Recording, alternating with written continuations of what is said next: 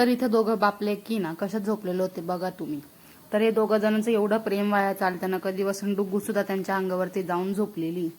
तर त्यानंतर आहे ना डुग्गूच्या पप्पांना आहे ना मी बोलत होती का मला घेऊन चला फिरायला, घेऊन चला फिरायला, पण डुग्गूचे पप्पा मला नेतच नव्हते. तर मी त्यांना इथं बोलत होती का मला खूप राग येतोय तुमचा, का तुम्ही मला नेतच नाही फिरण्यासाठी बाहेर, तुम्ही का बरं असं करताय, स्वतः मस्त जाता मित्रांसोबत फिरता इकडे तिकडे मला घेऊन नाही जाते. तर मी त्यांना बोलत होती का गोदा पार्कला जाऊया आपण, पण त्यांनी काही दिलेलं नाहीये मला. रविवारी म्हणे सुट्टी असेल असं तसं त्यांचं चाललेलं होतं.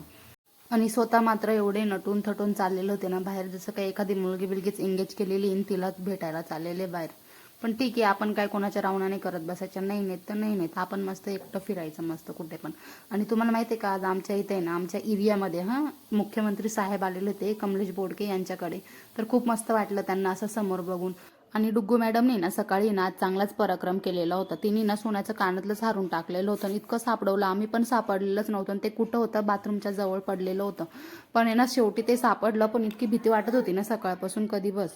आणि आता मराठी बिग बॉस चालू झालेलं आहे. कोण कोण माझ्यासारखं बिग बॉस बघताना कोणाकोणाला आवडतं ते मला नक्की सांगा. तर ठीक आहे, आपण भेटू उद्याच्या ब्लॉगमध्ये. ब्लॉग कसा वाटला